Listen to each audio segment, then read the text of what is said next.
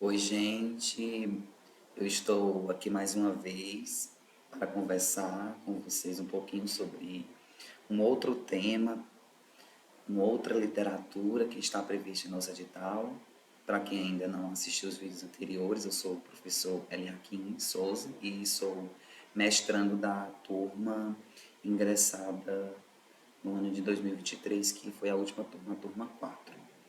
E essas discussões propostas por este livro que nós vamos estar conversando hoje, que é Educação Física na Escola, Questões e Reflexões, ainda que não seja cobrado diretamente através de uma questão, ele é um livro muito importante porque ajuda a compreender outras questões ou toca em outras temáticas que são cobradas no edital, porque no fundo ela fala da educação física e da educação física na escola.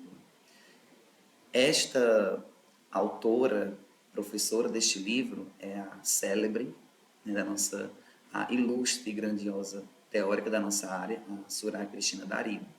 E este livro, ele foi fruto da sua tese de doutorado, que ela defendeu no ano de 1997. Então, o desejo da Soraya Darino era apresentar algumas possibilidades para a educação física na escola, tanto né, para os estudantes como para os professores que estavam na escola e também aqueles em formação, caminhando juntos para efetivar uma proposta em que ela pudesse cumprir de fato o papel que a educação física deveria assumir no espaço escolar, contribuindo assim para que aqueles atores, aquelas atrizes envolvidas nestas cenas da educação física escolar pudessem experimentar uma educação física melhor. Então, quando a gente fala deste livro, da publicação dele, do ano dele, é importante nós entendermos, né, que ele remonta aquelas discussões bastante efervescentes nos anos 80 e nos anos 90, que é aquelas discussões motivadas pela, pelo movimento renovador, que eu já falei um pouquinho em outros capítulos, né, já discutidos aqui dos outros mapas mentais, melhor dizendo, e que acredito eu que muitos de vocês já sabem, muitos elementos, muitos aspectos que foram desdobrados a partir deste movimento renovador. O prefácio deste livro, ele é escrito nada mais nada menos do que o professor Mauro Betti, e ele tece várias já discussões que eu considero importantes para a gente entender um pouquinho a ideia deste livro. Então, ele traz que uma das teses, talvez, né, se ele pudesse se antecipar, se arriscar, do livro seria, né, uma das ideias centrais era justamente tentar que a Suradaria percebeu que os conhecimentos acadêmicos científicos que estavam sendo produzidos naquele espaço formativo de professores e professoras no campo da academia não estavam sendo transferidos para a prática. E talvez isso seja uma questão, uma querela que nos acompanha até os dias de hoje. Esse distanciamento entre a escola e a universidade. Então, por isso que muitas vezes nós ouvimos, né, lemos alguns teóricos da nossa área, trazendo que na teoria a educação física é outra, mas na prática ela ainda não é. Então, trata-se de um trabalho que vai criticar o modelo curricular científico adotado nas décadas de 80 e 90 nas universidades públicas.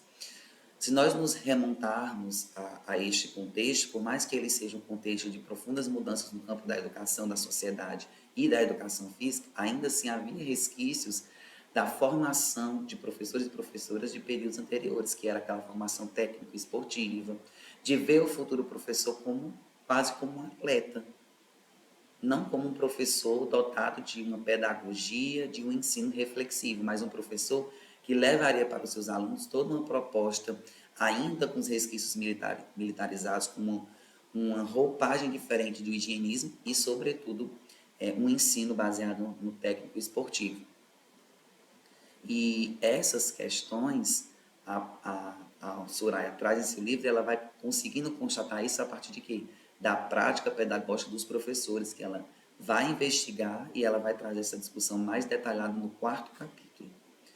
O Mauro Betti segue falando ainda que os professores da educação básica, eles precisam tomar o prumo, as rédeas da escola.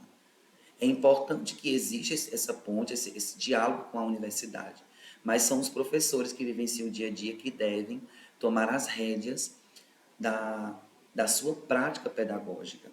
E aí os professores universitários, eles precisam ser parceiros nesse processo, possibilitando um instrumental científico, né, possibilitando um instrumental científico e pedagógico que aproxime a teoria da prática na formação desse professor. E aí ajude esse professor que está no chão da escola a, de alguma forma, reduzir os seus desafios. O Mauro Betti percebe que a professora Suradari, neste livro, ela tenta propor um ensino reflexivo, que ele vai se contrapor àquele ensino tradicional que povoou o campo da educação física. E ela vai comprovar essa tese desse ensino reflexivo na medida em que ela entende que a prática ela é singular, ela é incerta e invariável.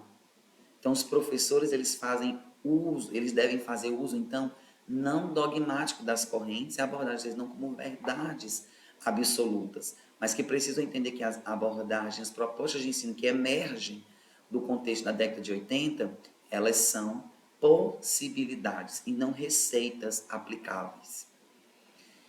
Por fim, ele vai trazendo, né, ainda no prefácio, que este livro vem em uma boa hora, porque ele entende que alguns jovens doutores da área criticavam o positivismo, mas ele acreditava que era possível estabelecer uma receita pronta de como intervir na educação física, independente do contexto. Então, muitos criticaram o positivismo, mas lá nas entranhas ainda reproduziam o positivismo.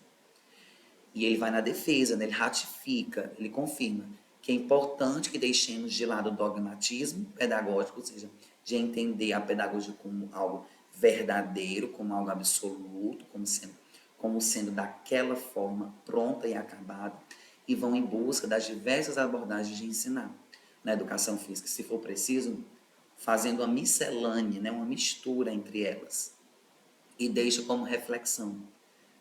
Será que a ação pedagógica dos professores, ela não guarda forte relação com características da personalidade desses sujeitos e também de vivências corporais anteriores? É uma possibilidade legítima.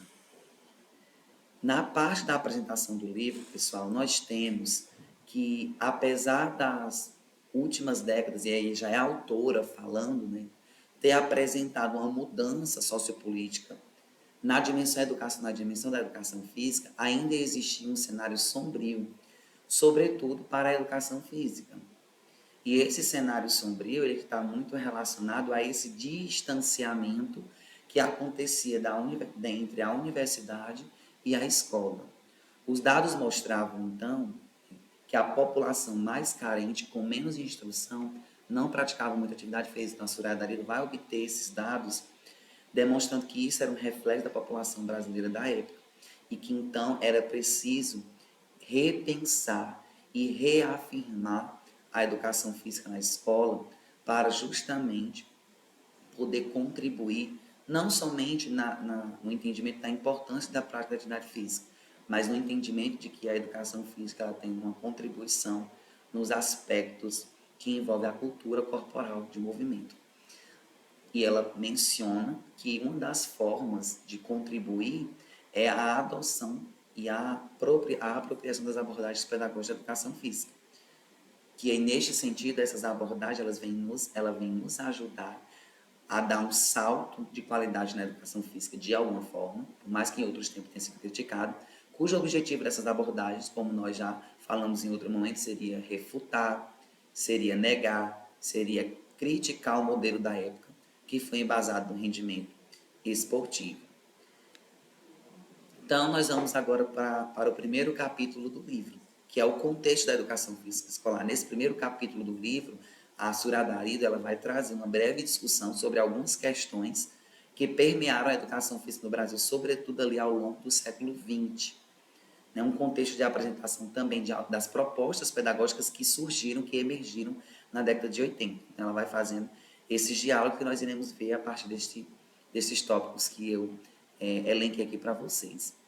A autora vai apresentando logo no início que, mesmo no decurso histórico, a educação física tem adotado uma concepção pedagogicista, sobretudo ali, né, depois do período militarista, no confim do Estado Novo, por volta da década de 50, 60, não houve um abandono na prática de uma educação física militarista. Então, em alguns locais ainda permanecia a ideia dos ensinos militares, da prática da calistenia, do correr em volta, com foco na preparação militar. Posteriormente, na década de 60, né, nos anos 60, sobretudo na década de 64, os governos militares eles vão investir pesado no esporte. É por isso que o esporte ele vai ser uma tendência muito potente na década de 60 e 70. Porque qual era o objetivo desse investimento? Era fazer da educação e da educação física um sustentáculo ideológico, manter o regime político militar da época, demonstrando que o país estava em progresso a partir das competições de alto rendimento, a partir do esporte. Não ganhar uma medalha significava dizer para o mundo que o Brasil estava progredindo dentro daquele regime político militar, civil-militar. Além disso, era também uma estratégia de reprimir movimentos estudantis mediante a prática esportiva nas universidades e serviria para quê o esporte? Para desviar a atenção dos jovens das questões sociopolíticas, porque nós sabemos que a União, né, Nacional dos Estudantes foi um importante movimento de resistência na época da ditadura militar. Então, o interesse era justamente a produção de um corpo apolítico. E nós já aprendemos com Paulo Freire que tudo é política, então o nosso corpo ele é político também.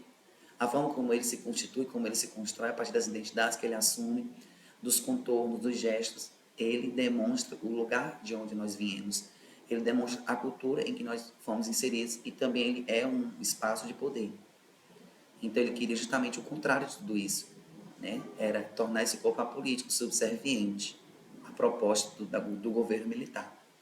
Então o esporte, nesse período, né, o objetivo e o conteúdo da educação física nesse período era o esporte, cujo a ideia do professor era um professor instrutor, um professor treinador. As tarefas elas deviam ser realizadas de forma igual para todos e todos deveriam ter o mesmo ritmo, onde o aluno ele era tratado como um aluno atleta. Houve um aumento no número de pesquisas e de publicações, sobretudo relacionadas à área da fisiologia do exercício, da biomecânica e à teoria do treinamento, ou seja, dando amparo científico para a manutenção do esporte de alto rendimento. Então, essa informação inadequada que vai sendo bastante... É importante ressaltar também que nesse período vai ter uma ideia de uma formação inadequada, onde o professor de educação física ele vai instalar, né, concepções pedagógicas pouco esclarecidas para o seu contexto, porque ele não havia o respeito pela realidade dos seus educandos. Ele não seguia o PPP, era o saber fazer. Eu precisava dominar o movimento corporal pelo movimento corporal. Ainda que de forma não consciente, então, todo professor ele tem uma concepção adotada de estudante e de processo de ensino e aprendizagem. Então, essa formação inadequada fazia com que esse professor tomasse uma consciência de uma concepção de ensino e aprendizagem que ela fosse deficitária, que ela não contribuísse para, de fato, a formação humana desses sujeitos. Então, para superar esses modelos tradicionais, a partir da Surada Arido, ela traz que é importante que a gente enfatize as abordagens que vêm do impacto da área psicológica, sociológica, política e também da área biológica. É a partir daí, então, que ela vai tecer algumas análises, abordagens, que não vai ser o foco desse momento, né? Que nós temos as abordagens com enfoque mais psicológico, a psicomotricidade, a desenvolvimentista, a construtivista e os jogos cooperativos. Com enfoque mais sociológico político, nós temos a crítica superadora, a crítica emancipatória, a cultural, a sistêmica e a dos parâmetros curriculares nacionais. E com abordagem mais biológica, nós temos a abordagem da saúde renovada. No segundo capítulo, que ela vai tratar da formação profissional da educação física, ela vai fazer uma espécie, né, de discussão desde o modelo tradicional, passando pelo o modelo científico até se alcançar a formação do profissional reflexivo, que seria um ensino mais balizado pela ideia daqueles movimentos que emergem no contexto dos anos 80. Né? A ideia de perceber o professor como um ser que tem uma intencionalidade, a educação física que tem um conteúdo, que tem o que ensinar, e os alunos que têm o que aprender. Esse ensino reflexivo que permite entender a realidade, que permita dialogar com os saberes dos estudantes. Então, pensar esse modelo de formação profissional onde o professor pudesse ensinar de forma mais reflexiva, saber o que está fazendo e não apenas fazer pelo fazer. Então, nesse segundo capítulo, ela vai discutir o currículo, tanto o currículo científico como o tradicional, né?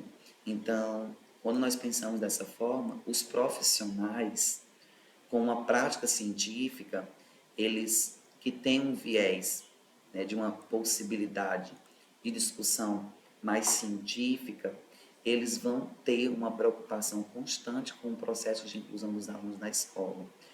E as estratégias, elas visavam atingir a todos os discentes, inclusive aqueles dispensados. Então, era uma outra visão da educação física, ou seja, o conhecimento sobre aquele movimento, o saber, né, conhecer, o saber sobre o fazer, ele era importante. E ela faz também um contraponto com a formação profissional tradicional, ou seja, que é totalmente oposto dessa visão científica e mais reflexiva, onde nós percebemos que na tradicional há aqueles que trabalham com longas filas, com colunas na sua prática pedagógica. Então, ela traz esses exemplos para demonstrar algumas situações de práticas profissionais. Então, de maneira geral, ela analisando esse percurso formativo, ela percebeu que a formação dos professores de educação física, naquele contexto, ela ocorria de maneira acrítica, você apenas recebia. E a ênfase maior era o esporte de rendimento, na seleção dos mais habilidosos. O professor era o que? Formado para a perspectiva do saber fazer. No capítulo seguinte, ela vai abordar sobre a questão da aprendizagem motora e os principais problemas estudados na aprendizagem motora. E ela vai fazer algumas análises a partir das pesquisas aplicadas, das pesquisas básicas, fazendo algumas possibilidades de resgate da educação física, do conhecimento da educação física, a partir do exemplo da aprendizagem motora. E ela começa pontuando que a Segunda Guerra contribuiu bastante para que a gente pudesse perceber o desenvolvimento da área da aprendizagem motora. Sempre após as grandes guerras, tem muitas contribuições para a sociedade, apesar dessa problemática, né, dos fatores negativos. Na década de 60, ela vai trazer que há um conjunto de referências de trabalhos que vão se debruçar sobre a aprendizagem motora. E no Brasil, é na década de 80 que a gente vai ter uma efervescência de trabalhos sobre a aprendizagem motora sendo desenvolvidas. Então, a autora vai começando a refletir que parece que o professor que ensina habilidades motoras não tem uma preocupação com outros problemas da escola. Neste caso aqui, nós começamos a perceber que é importante o ensino das habilidades motoras, mas é preciso também que nós possamos analisar através do movimento corporal, das habilidades que estão sendo evocadas, evidenciadas, e entender também outras dimensões que perpassam os conhecimentos sobre o corpo.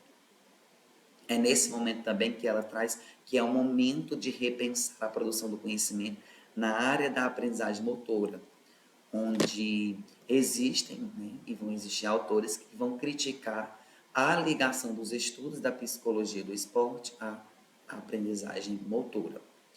Tais pesquisas, né, essas pesquisas que fazem essas críticas, elas pouco têm contribuído para o planejamento e a execução das aulas de educação física.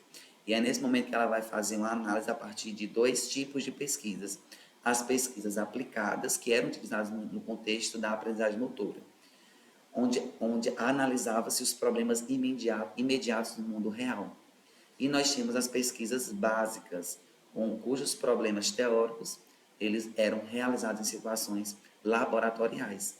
Então, acabava limitando o entendimento sobre os estudos sobre o ser humano, sobre o sujeito enquanto ser corporal. Então, a separação dessas investigações consideradas básicas e a outra aplicada decorre não propriamente da disparidade dos métodos ou objetos, mas da motivação social, cujo objetivo era o quê? Não abarcar o campo das ciências humanas, restringindo que as ciências tidas como fortes, as ciências naturais, as ciências biológicas. Então, essa separação, ela não era dos próprios métodos que ele usava, era uma espécie de ação motivada por um interesse, que era valorizar os conhecimentos das áreas das ciências biológicas, das ciências naturais, que tem uma ligação maior com o positivismo e afastar o impacto das discussões, das contribuições da área das ciências humanas.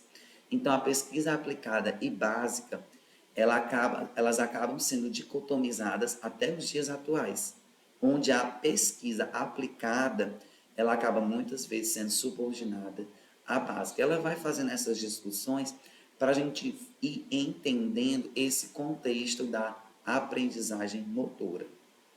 E ela segue falando que as pesquisas básicas, elas vão sustentar o conhecimento científico a respeito dos processos da aquisição das habilidades motoras, sem uma análise na prática. Então, muitas dessas concepções, elas são pautadas em uma ideologia positivista, o que, de alguma forma, explica ou explicou alguns resquícios que nós temos ainda hoje na escola e na universidade, porque a formação desses sujeitos, dos professores de educação física, durante muito tempo, foram formações balizadas por métodos e por visões positivistas e, inclusive, a perspectiva do contexto da aprendizagem motora. Então, acabaram criando, né, na área da aprendizagem motora, muitas incertezas do que certezas. Os professores e pesquisadores, eles passaram a trabalhar em diferentes comunidades epistêmicas. E, segundo as análises da autora, de alguma forma isso pode ter dificultado a produção do conhecimento e a sua aplicação ao ensino, porque acaba fazendo com que exista disputas para demonstrar que a minha forma de produzir conhecimento, ela tem mais impacto e mais influência do que a do outro, sendo que o ideal seria que a gente perspectivasse que essas produções de conhecimento, elas podem se somar, né, se complementar. Então, parece-nos que uma resposta à questão do distanciamento da prática, ou seja, do que se produz no campo acadêmico, no campo científico, encontra-se na ciência adotada ou no modelo do paradigma vigente na área da motricidade humana. Ou seja, durante muito tempo, a área da aprendizagem motora ela se enfatizou na perspectiva, na ideologia positivista.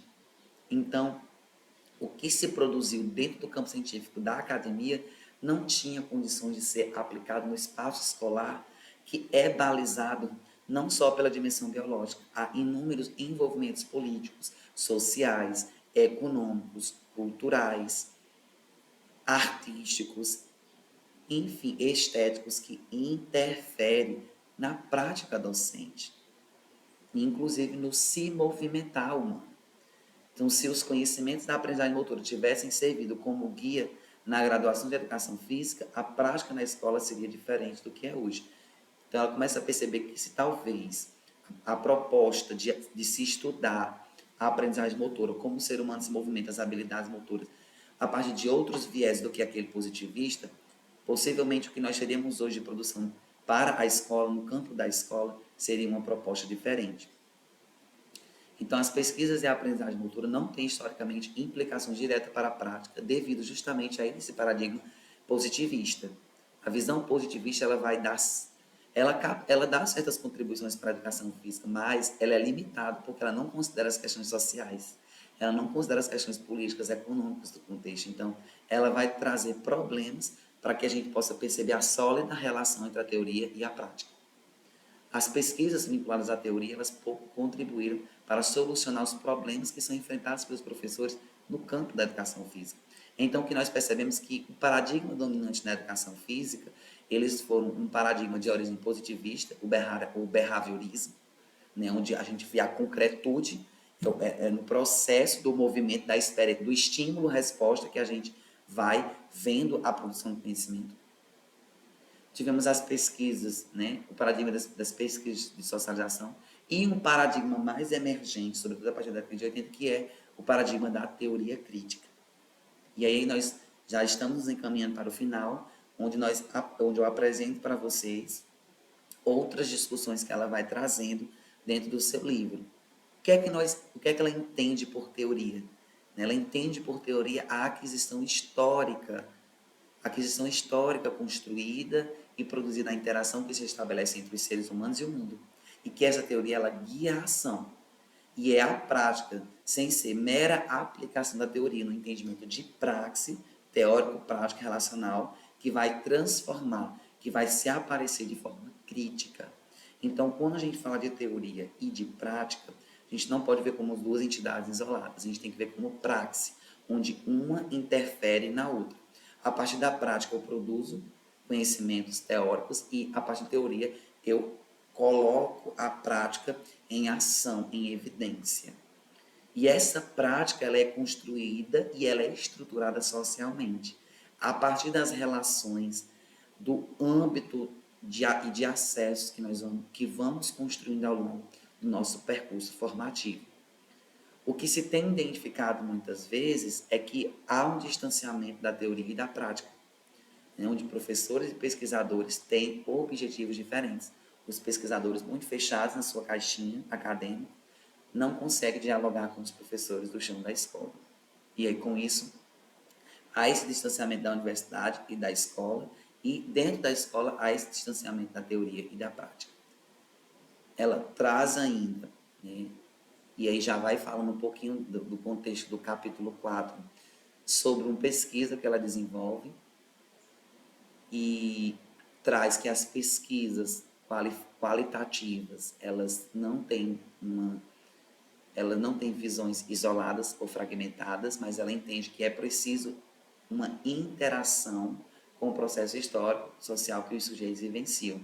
E que a ação pedagógica, ela pauta-se em decisões que o docente toma durante o processo de ensino e de aprendizagem. Muitas vezes, professores de educação física, eles vão tendo atitudes formais e autoritárias frente aos seus alunos que visam o cumprimento mecânico e rigoroso dos exercícios. Ou seja, esse corpo do aluno melhorado, manipulado em seu rendimento.